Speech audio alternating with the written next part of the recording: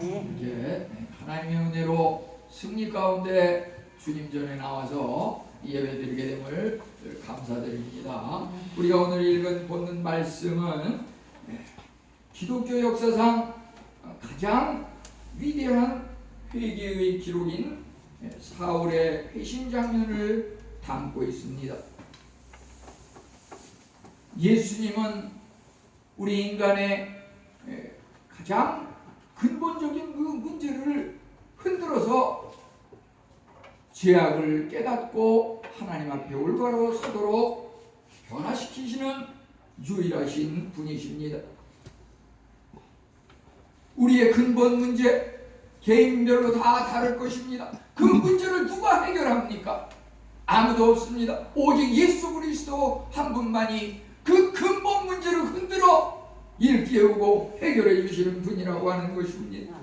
사울은 참으로 다른 사람에게 고통을 주는 그런 잔인한 삶을 살아왔습니다. 그는 참으로 유대인 지도자로서 학문에 능하고 모든 사람으로부터 주위에서 존경을 받는, 자기 딴에는 하나님으로부터 칭찬받을 만한 잘하고 있는 그런 사람이라고 스스로를 착각하면서 살아왔습니다. 이제 오늘 본문 말씀을 통해서 근본을 흔들어 일깨우는 그 예수님의 빛을 만나고 그의 근본이 잘못됐음을 깨닫고 하나님 앞에 올바로 세워지며 변화되는 이 놀라운 세계 최대의 변화의 장면, 회심의 장면이 여기 기록되고 있는 것입니다. 바울은 참으로 이제 박해자에서 전도자로 변하였고 그를 통하여서 이방 선교의 힘찬 발걸음이 시작되었던 것입니다. 이제 본문 말씀을 통하여서 예수님과 만나기 전에 그 사울의 모습, 또 예수님의 그 빛으로 임하시는 그 예수님과의 만남을 통한 그 변화되는 사건, 그 만난 이후에 사울이 어떻게 변하고 어떤 일을 하였는지 이 말씀을 통하여 함께 살펴보려고 합니다. 대부분의 그 기록들이 본문 말씀을 통하여서 사울을 초점을 맞춰서 변화된 사울, 회심한 사울, 저도 일주 전까지만 해도 그렇게 생각을 했었는데 이 말씀을 통해서 그런 시각으로 볼 수도 있겠지만은 성경의 주인공은 하나님, 예수님, 성령님, 삼위일체 하나님을 주인공으로 기록됐다고 했을 때 이것을 보는 시각을 갖다가 예수님을 주인공으로 해서 이 말씀을 봐야겠다, 이런 시각에 맞춰서 제목부터 이렇게 정해봤습니다. 물론 사울이 변화된 것이 내용이지만 보다 중요한 것은 사울이 아니라 그 사울을 변화시킨 예수님, 거기에 초점이 맞춰져야 될 것입니다. 우선 1절에 보면은 사울이 주의 제자들에 대하여 위협과 살기가 등등하였다고 하였습니다. 참으로 당장이라도 기독교인들 제자들을 죽이기 위하여 위협하는 그런 공포의 모습입니다. 사울은 이방을 위한 위대한 선교사 사도가 되기 전에 교회와 성도들을 투옥하고 핍박하였습니다. 사도행전 7장 58절과 8장 1절에 의하면 스데반 집사님이 순교할 때 그를 돌로 쳐서 내치고 그의 옷을 사울 앞에 갖다 주었다고 했습니다. 그것은 스데반이 순교당하는 그 죽음의 현장에서 마치 예수님의 그 십자가형을 빌라도가 주관을 해서 사도신경에도 그 이름이 오르내리듯이 스데반의 죽음의 현장에서 사울이 참으로 그것을 주장하는 그런 주도적인 우두머리 역할을 할 정도로 잔인한 사람이었다고 하는 것입니다. 그는 참으로 스데반의 죽음을 마땅히 여겼습니다. 이제 심지어 사도행전 8장 3절에는 뭐라 그랬습니까? 교회를 잔멸할세 남녀를 끌어다가 옥에 가두었다고 이렇게 기록하고 있습니다. 여기서 잔멸했다고 하는 이 말은 그 의미를 풀면은 멧돼지가 포도원을 짓밟아가지고 그 포도나무 정원을 온통 쑥대밭으로 만들어서 폐허로 만드는 그런 잔인한 그런 행위를 일컬어서 잔멸했다는 표현을 쓰는 것입니다. 참으로 예수 믿는 사람들을 무자비하게 탄압하는 데 앞섰습니다. 그가 오늘 이제 예루살렘에서 다메섹을 향하여 가고 있었던 것은 기독교인과 그 제자들 중에서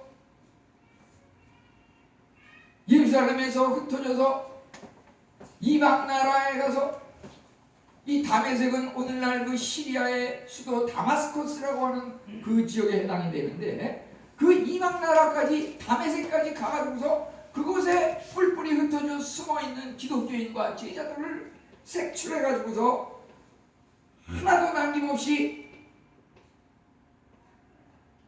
체포하고 압송해서 예루살렘으로 끌어오기 위한 그런 목적을 가지고 다메섹을 향해서 가고 있었던 것입니다.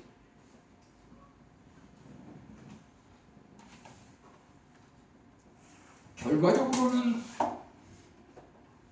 다메섹을 향해서 그곳에 가서 그리스도인을 뿌리 뽑아 없애려고 하는 그런 목적으로 갔던 그 사울이 다메섹을 향하다가 자기 자신이 뿌리 뽑혀서 완전히 없어지고 새롭게 변화되는 그런 장면이 실려있는 것이 여기 본문에 나타난 역설적인 깊이 있는 그 내용들이라고 볼 수가 있겠습니다. 사울은 어떤 사람이었습니까? 바리새파 유대인이었습니다. 로마의 시민권을 소유하였고 당시의 지식인들이 주류를 이루고 있는 가말리엘의 문화에서 수학을 한 깊이 있는 신학을 연구하는 그런 학문가이기도 하였습니다. 사울은 참으로 조상들이 가르침과 율법을 열심히 따르는 그의 그 모범적인 행동으로 인하여서 기독교 핍박자이면서도 한편으로는 핍박을 통해서 자신이 마치 하나님께 봉사하고 있는 훌륭한 그런 율법과 유대교 지도자인 걸로 잘못 생각을 하였던 것입니다. 우리가 삶을 통하여서 뭔가 열심히 나의 모든 것을 투자해서 노력하지만 그 노력과 수고가 때로는 하나님을 위하고 하나님께 영광을 돌리는 그러한 경우도 있지만 그 내부적으로는 엉뚱한 길로 시간 낭비와 인생을 소모하는 그런 경우도 있다고 하는 것입니다.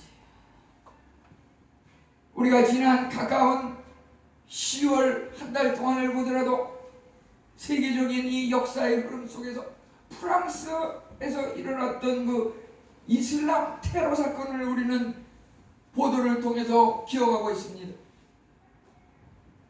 심지어 그들은 선량한 그 교사라든지 선량한 시민들을 상상할 수 없는 방법으로 심지어 참수형에 모를 베서 참수형에 처하는 그런 잔인한 테러까지 범하였습니다.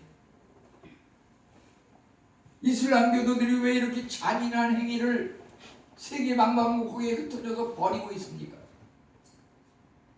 그 사람들이 그 믿고 숭배하는 우리의 이 성경과 같은 그 코란이라고 하는 거기에 보면은 이슬람 교도들이 구원을 얻기 위해서는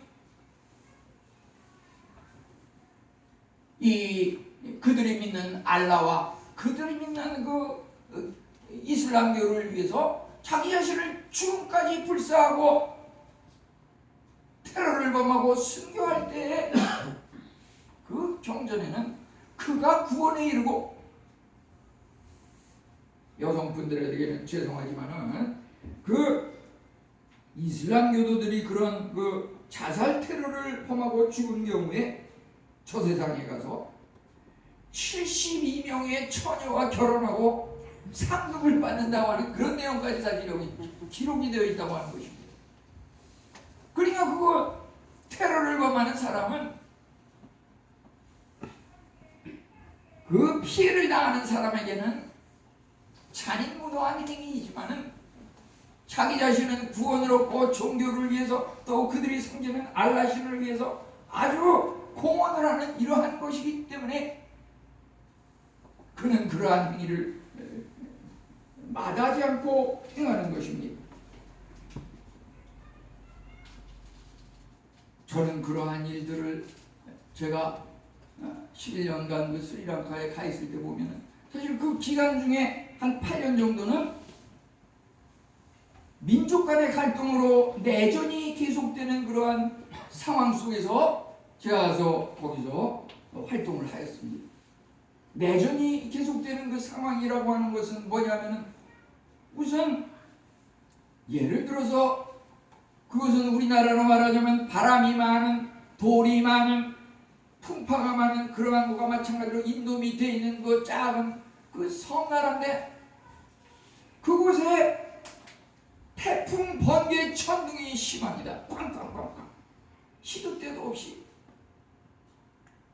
또 그 사람들은 열대지방의 그 다혈질적인 성격으로 인해서 뭐 조그만 일만 있으면은 축포를 터뜨립니다. 폭탄, 축포를 터뜨립니다.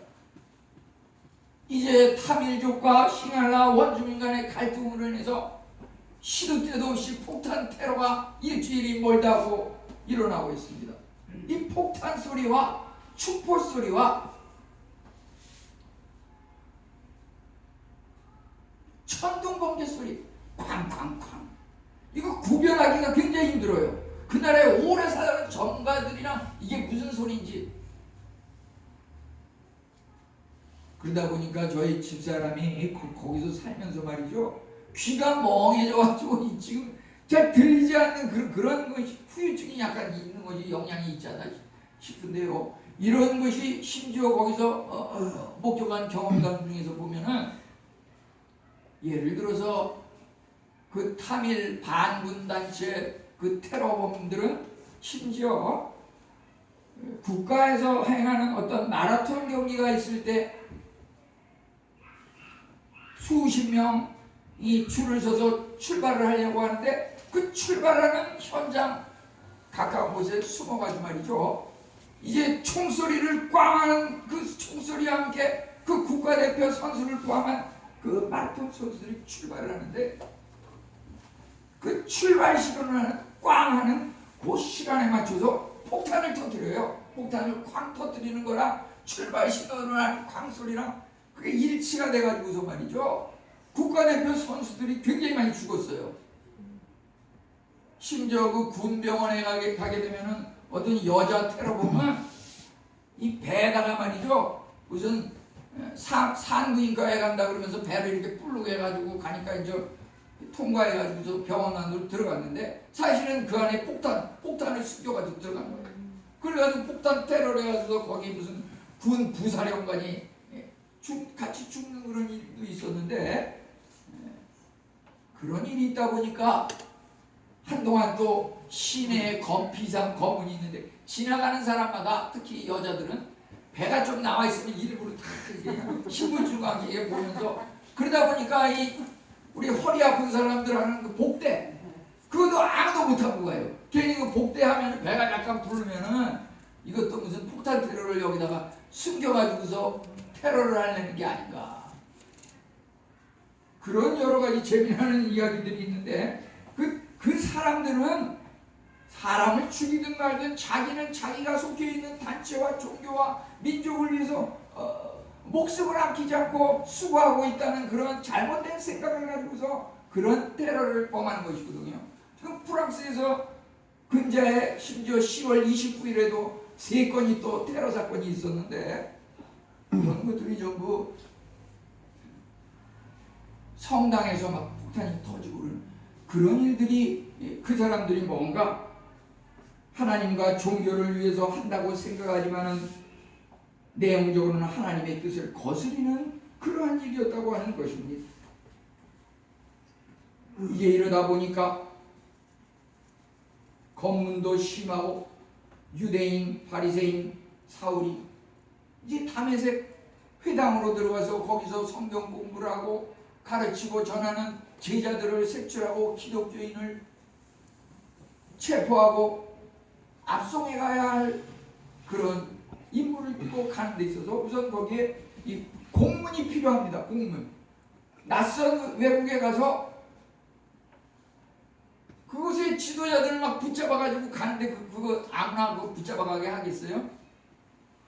공문이 필요합니다. 공문. 공문 여기 보면은 2절에 보면은 다메섹 회당에 가져갈 공문을 대제사장에게 청하였다고 했습니다. 우리가 그 선교사들이 기독교가 승인되지 않은 그러한 대부분의 곳에서는 자기 신분을 숨기고 들어갑니다.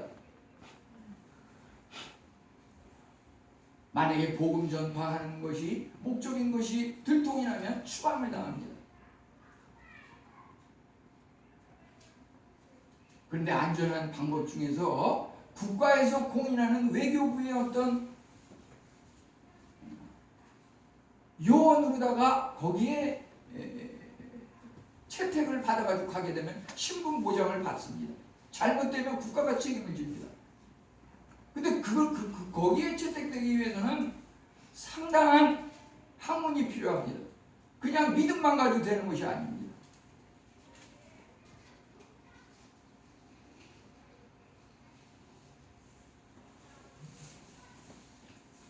예를 들어서 직접 복음을 전하지 못하지만은 일단 거기 가서 복음을 전하기 위해서 많은 이 성도가 많은 교회에서는 거기에 무슨 선교부, 봉사부, 뭐 의료 선교부 이런 게 있어서 이제 들어가는데 그냥 들어간다 그래서 거기 가서 무슨 선교를 하고 치료할 수 있는 게 아니에요. 왜냐하면 거기서 이렇게 가가지고서 무료로 치료하게 되면 그 나라 의사들은 다 굶어 죽고 망하거든요.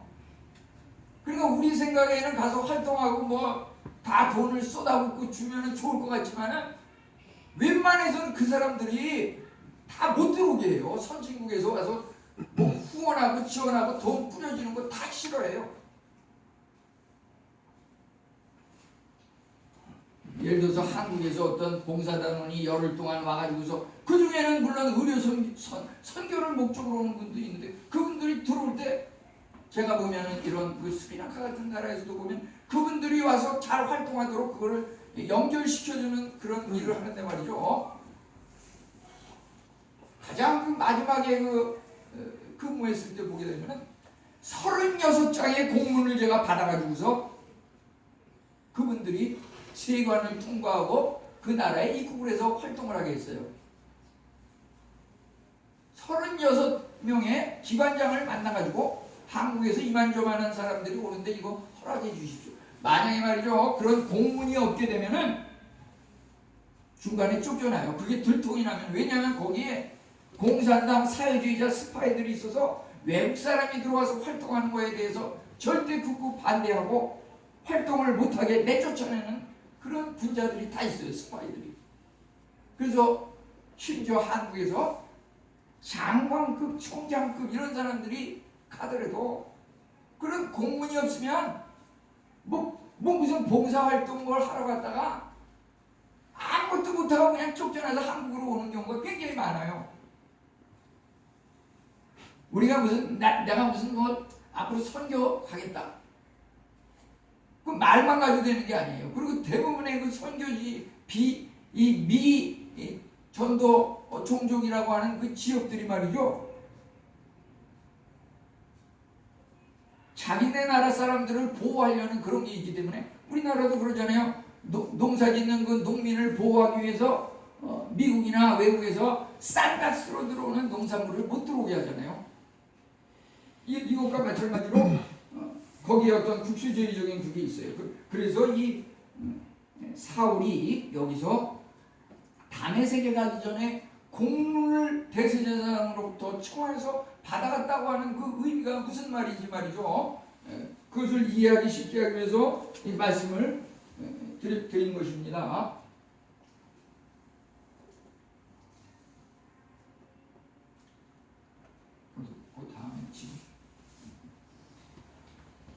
그가 다메섹으로 향하였는데, 다메섹은 오늘날 시리아의 수도 다마스커스입니다. 예루살렘에서 다메섹까지 한 240km 정도 되는데요. 그가 참으로 아무 탈이 없이 다메섹에 잘 도착하기만 했다 그러면은 사울을 추종하는 많은 유대인들, 바리새파 지도자들, 많은 유대인들에게 영으로 추대를 받았을 것입니다. 그가 목적대로 다메섹에 가서 제자들, 기독교인들을 모두 색출하고 예루살렘으로 데려가서 다 투옥시키고 다 뿌리를 뽑았으면은 사울은 아마 유대인들에게 영으로 자리매김을 했을 것입니다. 그렇지만은 하나님께서 원대한 계획을 가지고 계셨습니다. 그가 다메섹에 가까이 이르렀을 때 3절에 보면은 호련히 하늘로부터 빛이 둘로 비추었다고 하였습니다. 사울은 다메섹의 기독교인들을 핍박하려는 계획을 실행하기 위해서 사악한 길로 가고 있었습니다. 여기 3절에 빛이 그를 비추는지라 그랬는데요. 사도행전 22장 6절에서는 큰 빛이 비췄다고 했습니다. 26장 13절에서는 해보다 더 밝은 빛이 비췄다고 했습니다. 참으로 이것은 초자연적인 현상입니다. 사울은 그리스도인을 잡아들이기 위해서 교회 핍박을 위해서 당당하게 다메섹을 향해서 발걸음을 옮기던 중에 주님의 빛과 음성을 듣고 엎드러지고 말았습니다.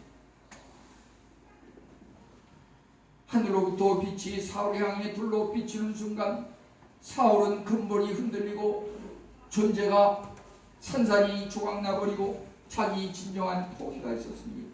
바울의 이 회심 사건은 사도행전에 3번이나 나오고 있습니다. 예를 들어서 복음서에 무슨 안진뱅이를 일으키는 사건이 마태복음에 나왔다 그러면 마태복음에 한 번 나오지 그게 2번, 3번 나오지는 않아요. 똑같은 사건이. 그런데 이 사도행전에는 다메섹으로 가다가 그 빛을 만나가지고 회심하는 이 사건이 3번이나 나오고 있어요. 9장, 22장, 26장에. 그런데 재미나는 것은 그것이 빛이라고 하는 그 용어가 말이죠. 빛이 비쳤다. 큰 빛이 비쳤다. 해보다 밝은 빛이 비쳤다. 참으로 이 사도행전은 사울을 향하여서 세계 만방에 성도들과 이방인을 향해서 비추는 그 주님의 빛, 하나님께서 여호와는 나의 빛이라 하나님은 빛이시라 참빛이 우리에게 임하였으니 요한복음의 말씀, 그 빛이신 주 예수님의 근본을 흔드는 그 역사에 대한 기록이라고 볼 수가 있는 것입니다. 이 주보 표지에도 실렸는데요. 참으로 이 주님의 빛이 하늘로부터 비쳤습니다. 그 빛은 우리의 근본을 흔드는 그런 주 하나님의 놀라운 불가항력적인 초자연적인 현상의 그 빛이었습니다. 그런데 아무리 그것이 초자연적이고 아무리 그것이 사람을 변화시키고는 귀신들 뭐합니까? 문제는 그것을 받아들이는 사람이 있고 받아들이지 않는 사람이 있다고 하는 것입니다. 사울은 그 빛을 비추임을 당했을 때 엎드러져 쓰러졌다고 했습니다.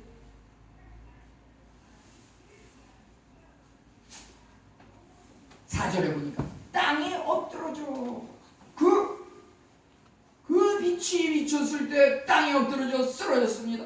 자포자기하고 하나님 앞에 무릎 꿇고 쓰러졌습니다. 그런데 많은 사람들이 말이죠, 예수님의 그 강한 빛, 햇빛보다 밝은 그 빛이 비쳐도 끄떡도 안 하는 사람들이 많아요. 사실은 그런 사람이 더 많아요. 예를 들어서 사람들이 우리가 뭐 주먹을 의지한다 그러죠. 젊은 혈기에. 어떤 사람들은 내가 그래도 일본의 가라데를 배웠는데 이 그림이 재미나니까 내가 이 그림을 보면서 한번 생각해봤어요. 내가 그래도 가라데를 배웠는데 예수 빛, 하나님 빛 올 때마다 내가 다 없애버리겠어. 어떤 사람은 내가 그래도 쿵푸를 배웠는데, 이거 보세요, 이 사진.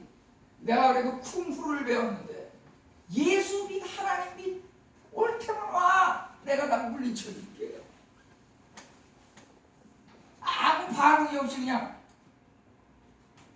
뭔가 비춰가지고 눈이 부시긴 한데 전혀 반응이 없는 그런 사람이 사실은 많다고 하는 것입니다. 근본을 흔드는 신앙의 싸움이 사울에게 일어났습니다. 하늘로부터 빛이 그를 둘러비치는 경험을 알면서 압도당하면서 땅에 엎드러져 신앙의 신비와 씨름하는 그 순간이 있었습니다. 기꺼이 그리스도 예수 앞에 자기 자신을 복종시키면서 개종하는 그 모습을 보게 됩니다. 빌립보 3장 12절은 그 바울의 모습에 대해서 예수께 잡힌바된 것을 잡으려고 간다고 했습니다. 예수 그리스도께 잡힌바되는 것, 예수 그리스도께 체포당하는 것, 그것이 우리 신앙의 참 자유라고 하는 것입니다. 예수님의 그 빛에 대해서, 예수님의 그 붙잡힘에 대해서 붙잡히고 순종하고 체포당하는 것이 그리스도의 진정한 자유라고 하는 것입니다. 이것은 참으로 창세기 32장에 야곱이 어떤 사람과 만나서 씨름을 하다가 그곳에서 물리치고 승리하여 야곱이 이스라엘로, 오늘날의 그 이스라엘의 명칭과 마찬가지입니다. 야곱이 이스라엘로 변하는 그 분이엘의 현장을 연상시키는 것입니다. 그리스도께서 사울을 붙잡고 체포하고 그의 다메섹을 향하던 길을 멈추고 돌아서는 그 순간, 이것은 참으로 우리에게도 해당되는 것입니다. 죄가 멀리 진행이 돼서 하나님으로부터 멀어진 사람이 있습니까? 그 사람은 그 길을 멈추고 빨리 하나님으로 향하여 돌아서야 할 것입니다. 사랑과 권능의 하나님은 우리 성도님들과 함께 일하십니다. 우리는 때로는 주님을 향하여 멀리 떨어지기를 원하는 경우도 있습니다. 내 나름대로 혼자 살아가고 싶습니다. 그러지만 시편 139편 9절 10절입니다. 우리가 새벽 날개를 치며 바다 끝으로 갈지라도 그곳에도 하나님께서 계시다고, 그가 나를 붙드신다고 시편 기자는 고백하고 있습니다. 우리는 참으로 영원히 하나님을 거슬러 우리가 원하는 곳으로 달려가는 그 길을 멈추고 주님의 빛과 음성을 통해 변화되어야 할 것입니다. 예수님을 받게 한 사울의 발견은 참으로 5절에 나오는 내가 받게 하는 예수라. 이 한마디는 참으로 사울의 근본적 인생관을 송두리째 흔들어 버렸습니다. 죽은 줄만 알았던 십자가상의 예수가 부활의 모습으로 빛으로 사울 앞에 임하였습니다. 사울은 참으로 십자가에 죽은 그 당시로서는 최악의 죄인에게 행하는 그 십자가형을 당한 예수를 믿는 사람을 다 손들이때 잡아가기 위해서 다메섹으로 향하였는데, 죽은 줄만 알았던 그 십자가상의 예수님이 부활의 모습으로 빛으로 사울을 향해서 비춰왔던 것입니다. 그 빛이 큰 빛이었고 햇빛보다 더 밝은 빛이었기에 사울은 눈이 멀었습니다. 너무나 밝은 그 빛에 눈이 멀었습니다. 전혀 앞이 안 보였습니다. 앞이 안 보이는 것은 무엇입니까? 지금까지 참으로 세상의 명예와 권세와 영광을 향하여서 세상만을 바라보며 살아왔던 그의 인생이 이제 완전히 닫히고, 세상을 보는 눈은 닫히고, 이제 그에게 눈이 세상을 향한 눈이 닫혔을 때 영적인 안목이 열렸습니다. 영적인 세상, 하나님의 구원의 빛의 세상을 이제 바라보게 되었습니다. 세상만 보고 살아왔던 그의 눈이 감기면서 이제 새로운 영적인 눈이 떠지고 있습니다. 이것은 참으로 우리에게 그리스도인들에게 필요한 영적인 안과 수술이라고 할 수가 있겠습니다. 우리가 나이가 들면 전부 무슨 백내장 수술, 녹내장 수술, 눈이 침침해지니까 눈 수술을 한다고 난리들인데, 우리 믿는 사람들은 영적인 눈을 뜨는 안과 수술이 필요합니다. 그 수술을 한 사람은 눈을 감아도 눈앞이 밝게 보입니다. 믿으십니까? 아멘 하십시오.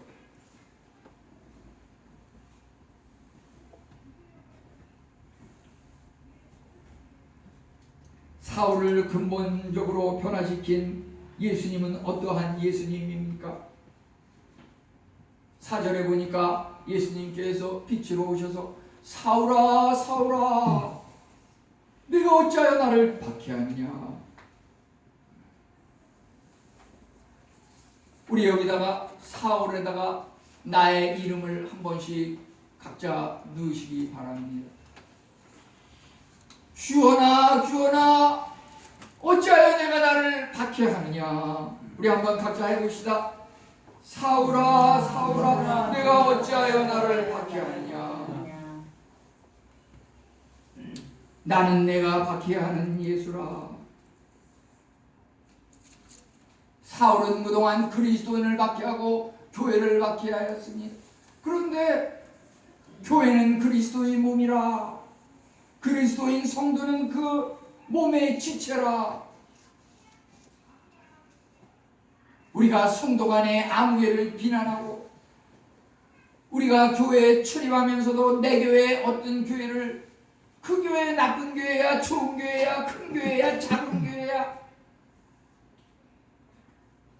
이런 비난들은 전부 예수님을 우리가 평가하고 비난하는 잘못된 행위였다고 하는 것을 깨달으라고 오늘 예수님께서 말씀하시는 것입니다. 내가 박해하는 예수다.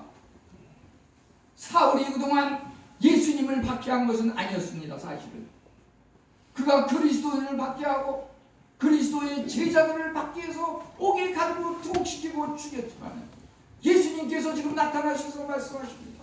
그리스도인은, 교회는 나의 머리야.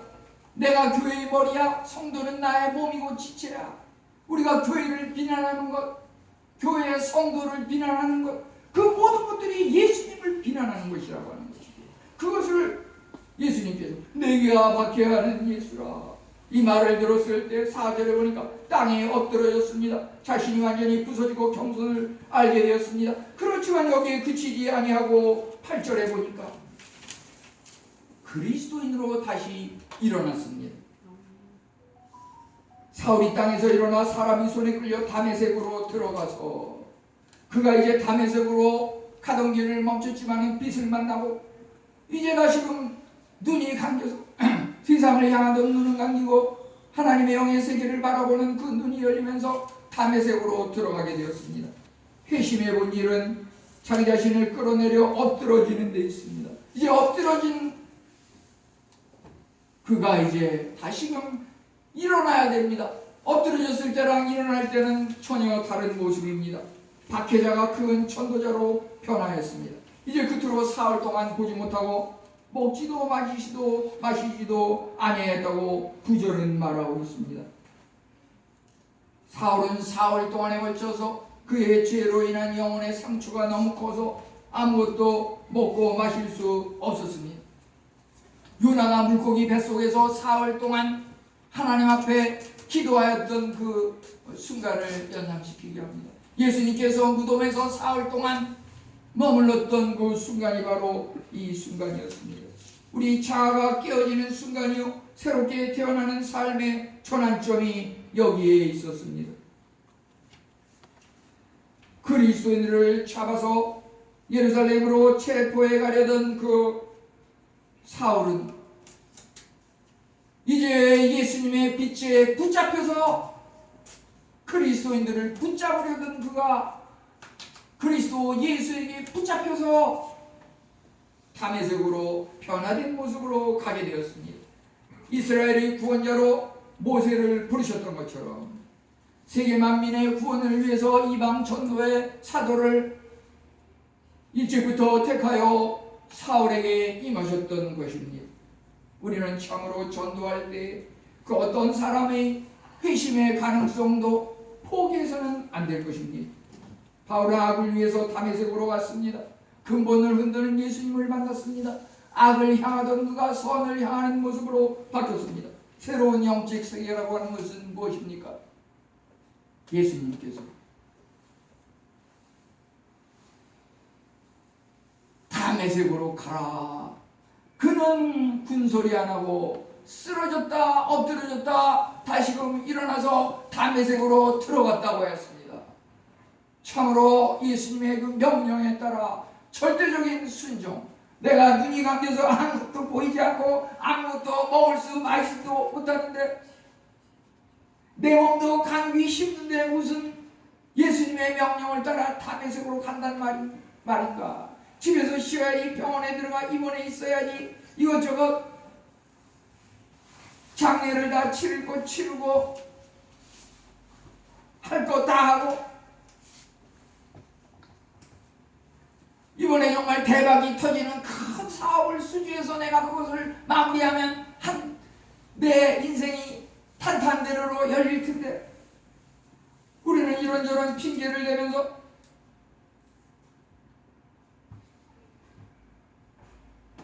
때로는 코로나의 위험을 핑계로 교회 나오기를 주춤한다든지 우리가 이런저런 핑계를 대기가 쉽습니다. 우리는 주의를 성수하라고 하는 하나님의 명령을 이행할 때 하나님께서 복을 주시마 약속하신 이 복의 이런 약속의 전당입니다. 하나님께서 우리 앞에 이제 빛으로 임하실 때 뻣뻣하게 서 있었던 사울의 그 동료들처럼 아무 반응이 없는 그러한 모습으로 멀뚱멀뚱 복받는 사람만 바라보고 예수 잘 믿어서 천당으로 가는 사람만 바라보고 나는 그냥 구경꾼으로 지옥으로 향할 것입니까? 우리 모두 변화합시다. 하나님께 순종함으로 사울이 참으로 박해자에서 세계의 으뜸 전도자로 변했던 거지. 우리도 이와 같은 변화의 삶이 지금도 영원토록 함께 하시기를 축원합니다. 하나님 아버지 감사합니다. 바울의 참으로 세계의 가장 위대한 회개의 기록의 장면을 보았으니 근본을 흔드는 예수님 앞에 우리 자신도 흔들리게 하여 주시고 변화되게 하여 주시고 하나님의 영광을 위하여 우리 남은 여생 충성 봉사하는 우리 성도님들 되게 하옵소서. 예수님의 이름으로 기도하옵나이다. 아멘. 우리 289장 드리면서 공급 공헌 시간 가겠습니다. 289장